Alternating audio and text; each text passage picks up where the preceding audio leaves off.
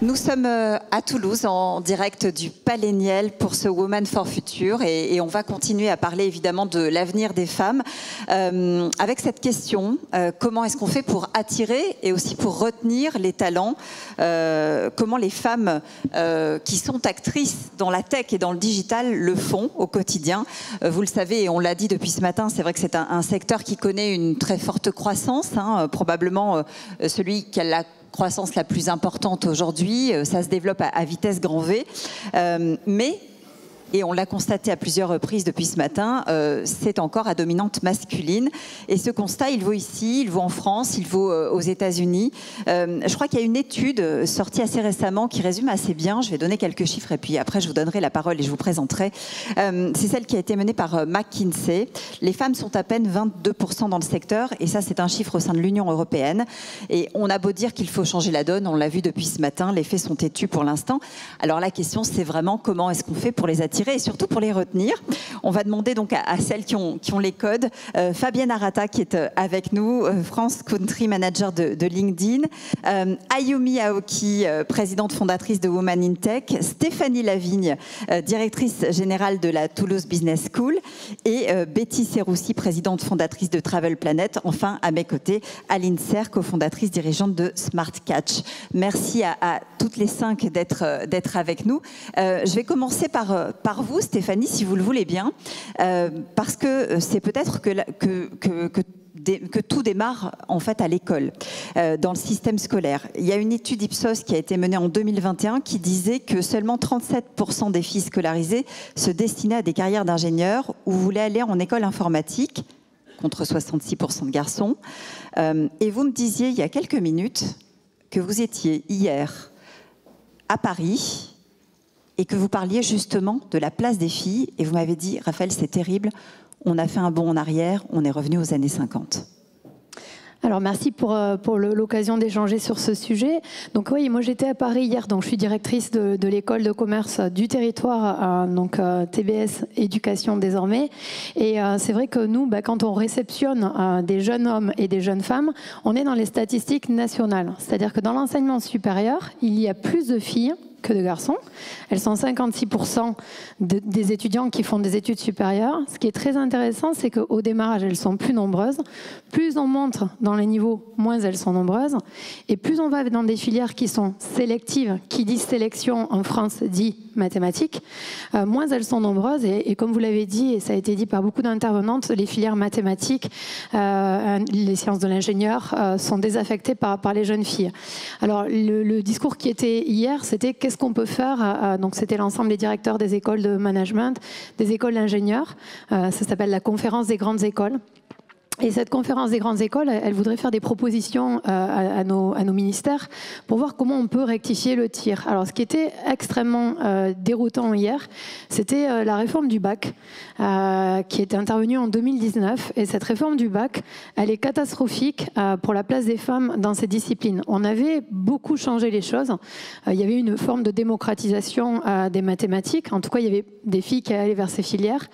Et là, c'est vrai que les chiffres qu'on nous a présentés hier, ils font froid dans le dos, parce qu'on se dit mais qu'est-ce qui s'est passé en 3 ans? Alors ce qui s'est passé, c'est qu'on n'oblige plus toutes les tranches d'âge à faire des mathématiques pour être diplômés et avoir un bac. On laisse aux jeunes et à leurs familles la possibilité de choisir des enseignements que maintenant on appelle de spécialité. Donc vous pouvez avoir des jeunes qui décident de passer le bac sans faire des maths. Alors on en parlait toutes les deux, la façon dont les jeunes voient les mathématiques, ils aimeraient, je pense, avoir un peu plus de pragmatisme sur qu'est-ce que ça va me faire? Qu'est-ce que je vais faire avec des maths? Et quand on leur dit, vous faites des maths appliquées, des maths approfondies, vous voulez faire maths approfondies, ils font, appliqué suffira, parce qu'approfondi, ça a l'air... Donc, il y a déjà la façon dont on le leur présente en termes de choix d'orientation. Il faut savoir que des jeunes qui ont 15 ans, choisir un enseignement de spécialité, ils ne savent pas ce que c'est, des métiers encore moins. Et comme je ne vais pas monopoliser la parole, je voudrais juste donner mon exemple. Moi, je suis directrice d'une école, je ne fais pas la publicité d'école, mais qui fête cette année ses 120 ans. C'est-à-dire qu'elle a été créée il y a 120 ans, à Toulouse. Et c'est une école qui a toujours été dirigée par des hommes. Alors moi-même, j'étais professeure, puis j'ai une collègue professeure en face. Et moi, je pensais que c'était une école qui serait toujours dirigée par des hommes, puisqu'en fait, j'avais toujours vu ça. Et je ne m'étais jamais dit qu'une femme pourrait diriger l'école. Et quand on m'a proposé de diriger l'école, je me suis dit, pourquoi pas ? Et je vois que mon regard à moi était hyper empreint de je me suis mis un truc en fait non, c'est pas pour des filles. Et je pense que les filières mathématiques, c'est un peu ça aussi, quoi. C'est-à-dire qu'à un moment donné, je militerai et je milite pour que ce soit pas au niveau de l'enseignement supérieur qu'on fasse des choses incroyables. D'ailleurs, nous, on fait pas mal de choses dans ce sens, mais c'est avant. Et du coup, il y a un truc qui est hyper important qui a été présenté par Catherine Lambert, par Alexia Anglade et par toutes ces femmes qui ont pris la parole sur le rôle du mentorat, sur le rôle des valeurs d'exemple. Je crois beaucoup que si on arrivait à faire venir ces femmes de sciences dans les collèges, dans les lycées, pour qu'elles expliquent leur métier et puis qu'elles expliquent à quel point elles s'éclatent, à quel point c'est génial leur trajectoire. La valeur d'exemple compte beaucoup. En tout cas, moi, je le vois dans mon école. Je pense que les jeunes filles, je porte un message de quelque chose. Voilà. Donc, pour moi, le message dans l'enseignement et l'éducation, ce serait utiliser un peu les talents de toutes ces femmes à l'intérieur même des établissements, mais quand on est plus petit, oui, ouais. C'est vraiment dès le cursus scolaire à l'école, peut-être même dans les petites classes, qu'il faut commencer à mettre les choses dans les têtes finalement. C'est un peu ce que vous faites d'une certaine manière, Fabienne Arata, parce que chez LinkedIn, vous allez dans les écoles pour faire connaître les métiers. C'est important vraiment de casser les idées reçues, de démocratiser finalement la vision de ce secteur de manière générale. Oui, c'est extrêmement important, et en particulier la première idée reçue que je souhaiterais remettre un petit peu en cause aujourd'hui, c'est que pour travailler dans une entreprise de la tech, ça n'implique pas forcément d'avoir eu une formation technique ou technologique ou mathématique ou d'ingénieur. Et je vais prendre mon exemple personnel. Je suis une littéraire à la base. Et j'ai absolument pas fait d'études techniques ni d'ingénierie.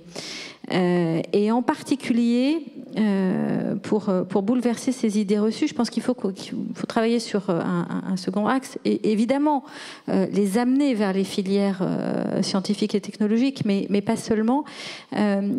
Casser et les accompagner dès le plus jeune âge sur la construction de cette ambition et de cette audace. Et je vais prendre un exemple. Je fais de manière assez régulière passer des oraux d'admission aux grandes écoles de commerce. Et la dernière fois que j'ai fait passer des oraux, j'avais devant moi, sauf erreur de ma part, 6 candidats, 4 garçons, 2 filles. Et l'exercice qui était proposé était un exercice de CV prospectif.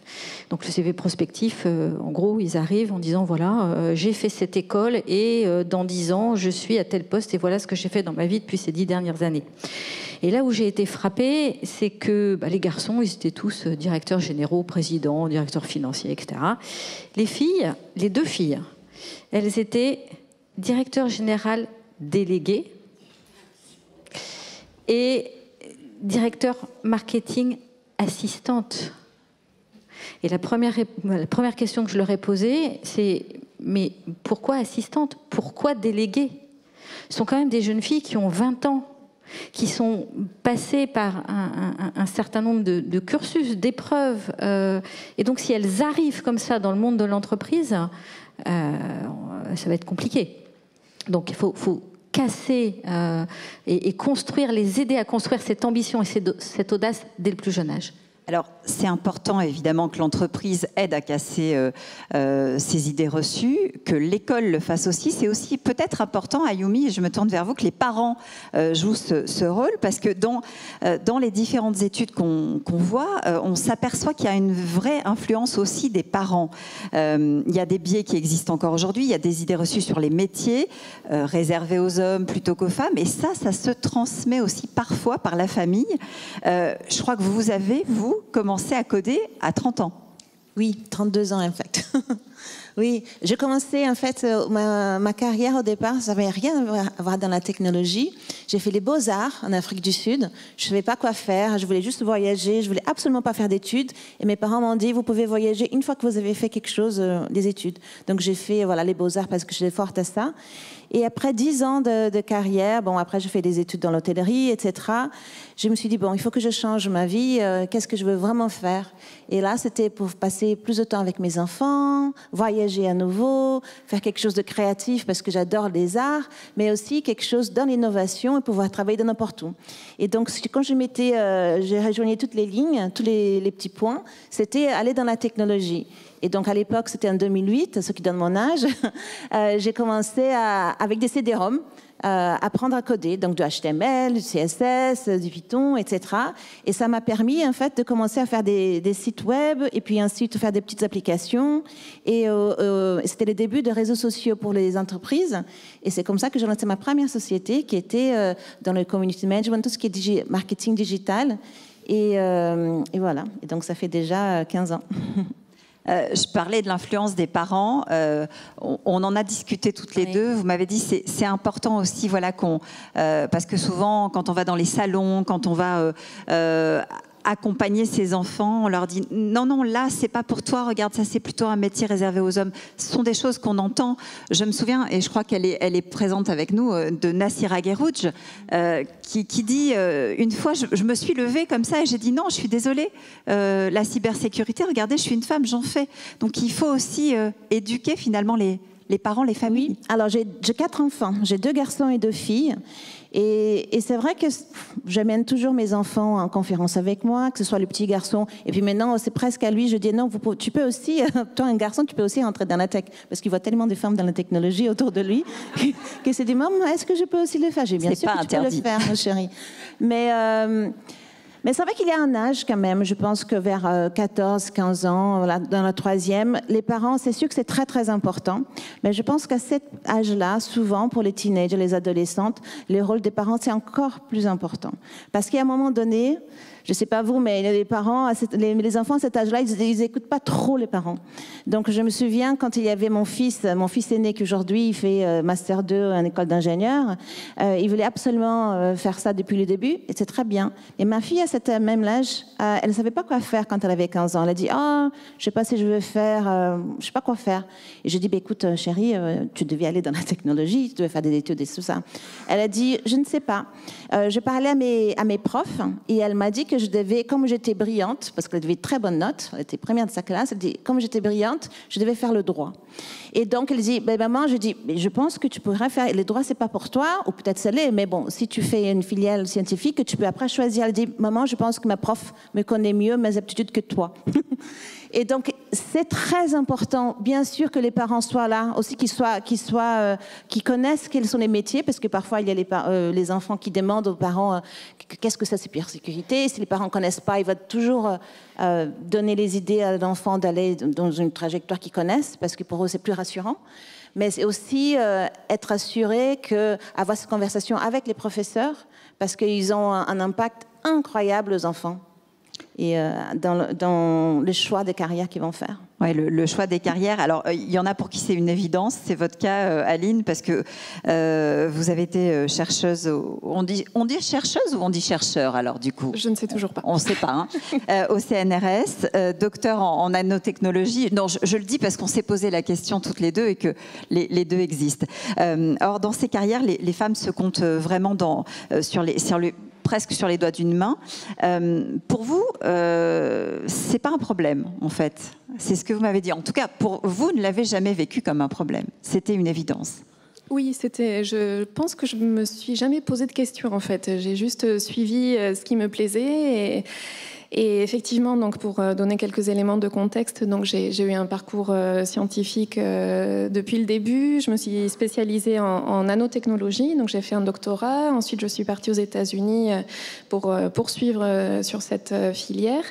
J'ai été chargée de recherche au CNRS pendant plusieurs années et ensuite j'ai transféré en fait nos travaux de recherche à l'industrie. Donc aujourd'hui, je suis CEO de la société SmartCatch et on développe développe des dispositifs médicaux pour capter les cellules tumorales dans le sang. Donc, on est dans le contexte de l'oncologie.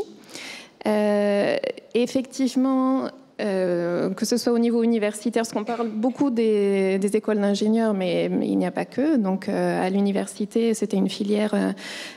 Effectivement, il y avait très peu de femmes. Arrivé au CNRS, pareil, je pense que ça représente 30% des chercheurs.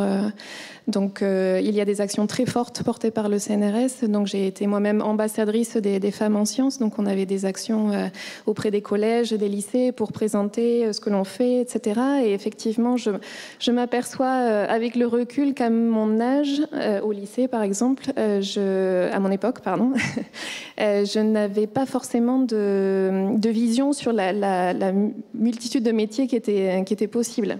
Donc souvent on le fait par un peu similitude, on se dit j'ai une tante qui a fait ça, tel proche a fait ça, ingénieur, ça a l'air pas trop mal, mais on va un peu comme ça dans l'incertitude. Donc c'est important d'avoir des rôles modèles avec qui s'identifier et donc oui. Des rôles modèles, c'est important effectivement. Et pourquoi c'est si important, Betty Serroussi? Parce que on parle beaucoup de parité, d'égalité. On voit bien que la marche est encore haute. On est dans une représentation biaisée finalement du monde si cet équilibre-là n'est pas atteint. Je crois que vous dites qu'il n'y a pas de genre, il n'y a pas de genre dans ces métiers-là. Il faut arriver à le conscientiser. Absolument. Il n'y a pas de genre et je dirais, je vais vous raconter rapidement mon parcours et je rejoins Fabienne. On arrive dans la tech par plusieurs moyens. Alors on arrive dans la tech, j'entends depuis ce matin beaucoup de choses, des mots comme grave, des mots comme c'est difficile, des mots les filles ne veulent pas y aller. C'est vrai, c'est vrai. Mais il y a plein de façons d'y arriver. Moi j'y suis arrivée par un autre moyen. J'ai commencé ma carrière professionnelle et je suis entrepreneur depuis 1995. Une paille, et pourtant j'ai commencé avec un BTS tourisme en poche, c'est-à-dire que j'ai commencé dans le loisir avec une première agence de voyage classique. Et puis le monde a changé, on le voit en ce moment, le monde géopolitique est très compliqué. Donc à un moment donné, j'ai décidé de m'orienter sur le voyage d'affaires. Alors quand on dit voyage d'affaires, beaucoup de personnes disent le voyage d'affaires, c'est un métier de niche. Je dis oui, c'est un métier de niche, mais ça pèse 30 milliards en France. Je suis sûre que parmi nous, vous êtes toutes là aujourd'hui et vous faites toutes des voyages d'affaires sans même vous rendre compte par qui et avec qui vous voyagez aujourd'hui. Et puis comme c'était un peu difficile, je me suis dit à un moment donné, on va encore changer de métier, on va construire une plateforme. Et en construisant une plateforme, évidemment, on parlait tout à l'heure, il faut connaître, il ne faut pas avoir ce syndrome de l'imposteur, comme vous le disiez Fabienne, à un moment donné, il a fallu que je me forme. Alors pour me former, j'ai appris sur le tas, je ne suis pas allée dans une école, mais je suis moi-même allée voir ce qui se passait dans les écoles, parce qu'on parle d'écoles d'ingénieurs, mais il y a aussi des écoles de la deuxième chance. Je pense à notamment l'école 42, aujourd'hui, qui forment des personnes comme vous et moi, alors peut-être pas dans toute la salle, mais des personnes qui n'ont pas eu un cursus d'ingénieur, qui ne sont pas tombés dedans, qui n'ont pas fait des mathématiques, etc., mais qui ont une deuxième chance de pouvoir s'en sortir. Et ce que je fais et ce que je prône de manière régulière et de manière quotidienne, c'est d'aller effectivement dans les collèges. On parlait tout à l'heure d'éduquer les jeunes filles dès leur plus jeune âge et de leur expliquer uniquement mon parcours, de leur dire vous pouvez y arriver, si j'y suis arrivée, vous pouvez y arriver. Ça, c'est le premier point. Vous avez également ces écoles, ces grandes écoles qui vous donnent la chance également. Vous avez aussi, je fais aussi partie de la CCI, et à la CCI, c'est vrai qu'on organise de manière régulière des sessions avec des femmes chefs d'entreprise qui racontent leur parcours et qui expliquent à ces jeunes femmes que c'est pas impossible. Mais je revendique quand même la parité, parce que, en tous les cas, au sein de Travel Planet, cette parité est importante. Aujourd'hui, j'ai 30% de jeunes femmes développeurs. J'en suis ravie, mais ce n'est pas encore assez. Je voudrais arriver à 50%. Alors, il y a la problématique d'attirer les talents, et on a bien compris que ça passait par du mentorat, ça passait par peut-être aller davantage montrer en quoi ces métiers-là sont intéressants pour les deux sexes, pas uniquement pour les garçons, mais que ça peut aussi concerner les filles directement dans les écoles, que les parents aussi avaient leur rôle à jouer. Ensuite, une fois qu'elles sont là, ces femmes, qu'est-ce qu'on fait? Une fois qu'elles sont dans l'entreprise, Fabienne Arata, comment est-ce qu'on les les conserves. Qu'est-ce qu'il faut faire? Qu'est-ce qu'il faut déployer comme moyen pour y parvenir? Alors, il faut les attirer, mais je dirais qu'il faut surtout aussi aller les chercher quand même avant de les développer. Et aller les chercher, ça implique de considérablement revoir les pratiques de recrutement. Et en particulier, ne plus seulement recruter sur la base d'une expérience, d'un CV ou d'une formation, mais de recruter sur la base de compétences et de recruter pour un potentiel. Élargir le spectre des skills. Absolument. Et donc, de facto, étendre le vivier des talents. Et c'est ce que nous faisons aux côtés des entreprises avec lesquelles nous travaillons chez LinkedIn, où l'ensemble de la plateforme leur propose et les accompagne pour pouvoir étendre ces viviers de talents et ne plus entendre la sempiternelle remarque de « Ah bah oui, je voudrais bien recruter des femmes, mais j'en ai pas ». Ce qu'on a entendu à de multiples reprises ce matin. Donc aujourd'hui, la technologie et l'intelligence artificielle permet d'ouvrir le vivier des talents. Donc ça, c'est important à souligner. Pour les retenir, un certain nombre de choses qui sont valables pour les femmes, mais pas seulement. La première des choses, c'est l'ensemble des candidats, des professionnels aujourd'hui sont sensibles aujourd'hui à 3 choses, et c'est ce que montrent nos données sur LinkedIn. La première, ce sont les conditions de flexibilité. Et c'est ce que proposent beaucoup d'entreprises de la tech. Moi, j'ai le souvenir déjà chez IBM, il y a plus de 20 ans. Je crois qu'on est plusieurs dans la salle ici, à des anciennes d'IBM. Nous proposaient de pouvoir travailler depuis chez nous et d'être mesurés plutôt sur le résultat final que sur notre présentéisme ou la manière dont on s'y prenait.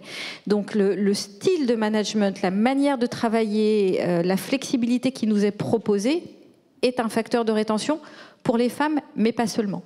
La deuxième des choses, c'est le style de management et le fait qu'il y ait des alliés dans l'entreprise, des alliés hommes et puis aussi des alliés femmes. Parce que beaucoup de femmes managers, et je suis navrée de le dire, ont vécu des choses tellement difficiles, ont eu la nécessité d'avoir un gilet pare-balles ou un cuir tellement épais qu'elles se sont formatées, durcies, et elles ont une attente envers les autres femmes, mais qui est sans commune mesure.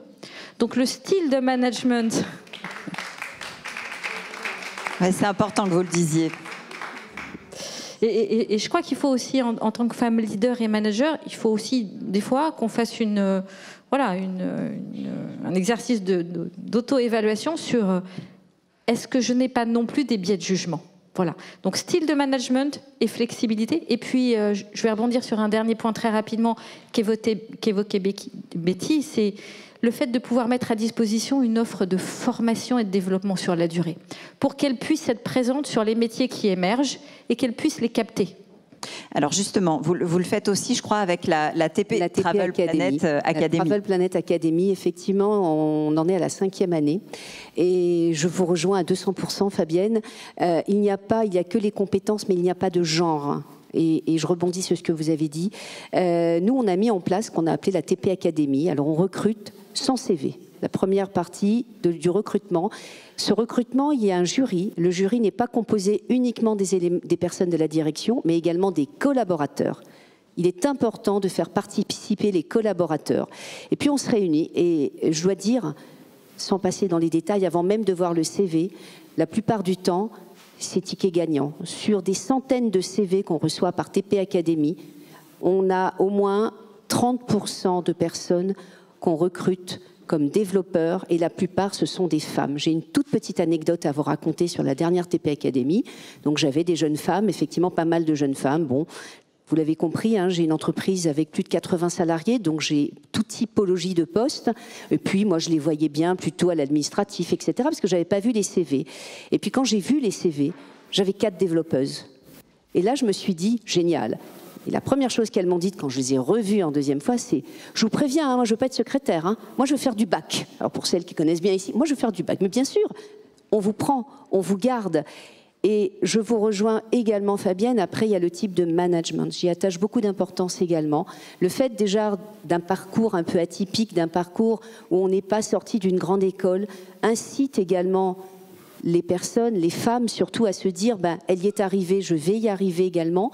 Le fait aussi d'avoir des mentors, et elles ont parfois des mentors qui sont des hommes, elles rentrent bien évidemment dans le cursus, elles se font des alliés, et elles y restent. Et aujourd'hui, même si j'ai 30% ou que 30% de femmes en tant que développeuse, je suis quand même ravie de les avoir. Et puis, je continue, entre guillemets, mon combat, mais qui n'en est pas un, parce qu'effectivement, avec ce type de recrutement, on en recrute beaucoup plus. Justement, le recrutement, c'est vraiment fondamental. Et il y a des métiers, même si on est dans des filières tech, même si on est dans des filières qu'on pense être des filières d'hommes, on s'aperçoit qu'on peut attirer des talents féminins, notamment quand on est, alors dans les métiers, je vais dire du care, mais quand on est sur des applis, quand on est sur des applis qui travaillent avec les métiers du médical, de l'oncologie, on a plus facilement cette notion de valeur, cette notion de sens qui parle aujourd'hui beaucoup aux jeunes femmes, et donc on va aller les capter un peu plus facilement, Aline. Oui, je pense que ça fait partie des explications que je donne. Aujourd'hui, Smart Catch, c'est 60% de femmes sans qu'on ait forcément recherché quoi que ce soit. Ça s'est produit assez naturellement, en fait. Et je m'aperçois que c'est peut-être lié au fait qu'on a toujours été dans de la multidisciplinarité. Donc, c'est des développements qui nécessitent de la chimie, de la physique, des mécaniques des fluides, de la biologie. Donc, et on travaille avec des cliniciens et des cliniciennes. Donc, c'est vraiment des sujets transverses. Et au-delà de ça, les nouvelles générations aujourd'hui, on le voit dans nos recrutements, sont tous, hommes ou femmes, en quête de sens à 100%. Donc quand ils candidatent, c'est vraiment ça qui va primer. Et nous, on va surtout rechercher avant tout la motivation et l'alignement avec l'ADN et ce que l'on porte en tant que société, ce qui nous motive au jour le jour. Et tant que la personne va être alignée avec ça, pour nous, voilà, au-delà des compétences, c'est ça qui va primer. Et comment est-ce qu'on fait? Vous dites, pour retenir ces talents, finalement, il y a tout un tas d'outils, il y a une boîte à outils à mettre en place pour les garder, pour les conserver, pour faire en sorte qu'ils se sentent bien chez nous. Oui, je pense que ça a été dit. Alors l'avantage, entre guillemets, d'une start-up, c'est qu'on va être quand même relativement flexible, très à l'écoute, dans un travail vraiment de collectif. Donc voilà, on va être très sensible en fait à l'humain et à vraiment essayer de créer les meilleures conditions et le meilleur environnement possible. Donc je pense que c'est un peu ça la souplesse et l'avantage et ce qui attire aussi les jeunes talents chez nous. Stéphanie, qu'est-ce qu'on fait concrètement une fois qu'on les a aidés à faire ce parcours, à aller vers des métiers qu'on dit masculins et qui ne le sont pas? Comment est-ce qu'on fait pour que ça perdure? Quel est votre regard? Moi, je pense qu'il faut qu'on regarde la génération actuelle. Donc, il faut éviter les stéréotypes de genre et il faut éviter les stéréotypes tout court. Néanmoins, on a une génération qu'on appelle la génération X, Y, Z. Chaque fois, on lui donne un nouveau nom. En tout cas, il y a une nouvelle génération. Elle est née entre 1997 et 2010. Et ce que je trouve incroyable, c'est qu'en 2030, cette génération occupera 75% des postes dans nos entreprises. Alors, je me dis qu'il est temps d'agir tout de suite et maintenant, et que tout est possible, et que cette nouvelle génération, alors chaque fois les générations elles portent des combats, donc on dit que cette génération elle veut pas changer le monde mais le réparer. Bon, je sais pas si elle veut plus le réparer que nous dans les générations précédentes.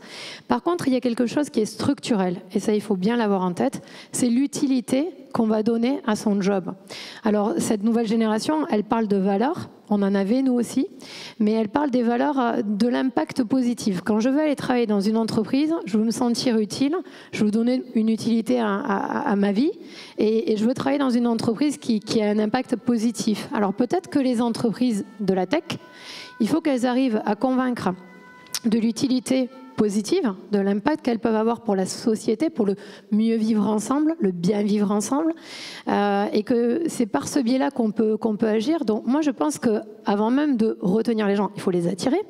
Et donc je pense que c'est aussi aux entreprises, dans leur stratégie de recrutement, de se dire qu'il faut qu'elles parlent à une génération qui attend à se voir proposer des choses. Alors c'est vrai qu'ils sont moins sensibles à la forme du contrat de travail. Auparavant, le CDI c'était le Graal. Maintenant, s'il y a un CDD mais hyper kiffant, on va y aller. Donc il y a des choses qui changent. Je suis très sensible à ce qu'a dit Fabienne et Betty sur la flexibilité, sur la formation tout au long de la vie. Donc il faut arriver à les attirer avec un message qui est très très respectueux de ce qu'ils s'attendent à se voir proposer, quel impact pour la société, quel impact pour l'environnement, parce que c'est des combats que porte cette jeunesse et on a besoin de cette jeunesse aujourd'hui. Et une fois que les gens sont dans l'entreprise, je pense qu'il faut se dire que c'est fini ce qu'on a vécu. Mon métier a changé de métier. Moi, j'ai aussi changé de métier. Et ce qui va se passer dans l'avenir, c'est qu'on ne va même pas changer que de métier à l'intérieur d'une entreprise, c'est qu'on va changer de secteur d'activité. Du coup, pour les retenir, il faut leur donner de la formation continue tout au long de la vie, parce qu'il y a des nouveaux métiers, il y a des nouveaux sujets qui émergent. Et il faut qu'on se mette vraiment dans une société apprenante, non-stop. C'est-à-dire que les études, elles ne s'arrêtent pas quand j'ai mon bac, ma licence, mon master, ma grande école. Non, ça, c'est un passeport tremplin pour démarrer quelque chose. Mais en fait, il faut qu'on ait un continuum. Donc moi, dans mes rêves les plus fous, c'est des entreprises de chacun des territoires qui discutent avec les écoles, les universités de chacun des territoires pour qu'on se comprenne bien et que nous aussi, dans les écoles, on forme les gens à ce qui est attendu dans les entreprises et qu'on ne soit pas en vase clos complètement hermétique. Donc pour les retenir, faut aussi qu'on adapte nos discours et voilà, sur l'utilité positive du métier, je crois qu'on a des choses à faire encore dans ce secteur. Ayomi, quand on regarde aussi la situation de la France, et ça c'est important, et qu'on dézoome, on s'aperçoit que par rapport à certains pays, on est en retard, puis par rapport à d'autres, on est en avance. C'est aussi ça qu'il faut avoir en tête. Et ce sera d'ailleurs, c'est vous qui allez conclure en nous aidant à dézoomer et à prendre un petit peu cette hauteur. Merci. Donc je pense qu'en Europe, comme je disais tout à l'heure, je crois qu'il y a 22% de femmes dans la technologie. Quand on regarde d'autres pays dans le monde, vous savez qu'aujourd'hui, Women in Tech, nous sommes dans à peu près 53 pays. Moi, je dirais, là où l'évolution... Il n'y a pas de pays parfait. Il n'y en a pas un pays dans le monde qui a trouvé l'égalité des genres, ni l'égalité, la parité, surtout dans la technologie. Mais par contre, je peux dire que là où il y a l'avancement le plus rapide, qui est très rapide, qui n'est encore une fois parfait, mais je pense que le Moyen-Orient, comme les Émirats arabes unis, ou même l'Arabie saoudite, qui peut être controversielle, la vitesse sur laquelle ils ont changé et qu'aujourd'hui, peut-être qu'il y a 5 ans, les femmes ne pouvaient même pas conduire en Arabie saoudite. Aujourd'hui, il y a plus de 33% de femmes dans la technologie. Il y a 56% de femmes ingénieurs dans ces pays. Pareil aux Émirats arabes unis. Je trouve que ça, c'est quelque chose qu'il faut regarder et apprendre, prendre des leçons. Qu'est-ce qu'ils sont en train de faire qui marche, pour que nous, on puisse apprendre aussi. Dans un pays où ça marche beaucoup moins, et on voit que c'est les stéréotypes aussi de la culture qui sont des barrières infranchissables, comme le Japon, qui est même derrière de ces pays-là où les femmes sont vraiment très très loin, surtout dans tout ce qui est des métiers ou des rôles de leadership. Et où les viviers de talent, par contre, moi je dirais que c'est l'Afrique aujourd'hui. Moi, on a des learning centers, des centres au Burundi, en Afrique du Sud, au Nigeria, et quand je vois les talents, les viviers de talents, des femmes qui sont là pour apprendre, que ce soit la blockchain ou vraiment toutes ces nouvelles technologies, je me dis qu'il y a beaucoup d'espoir, il faut vraiment regarder, parce qu'à mon avis, l'Afrique va arriver à grande vitesse. Merci à toutes les 5, c'était passionnant. On voit qu'il y a encore du chemin à parcourir pour y parvenir, mais vous êtes là et vous nous y aidez. Merci beaucoup.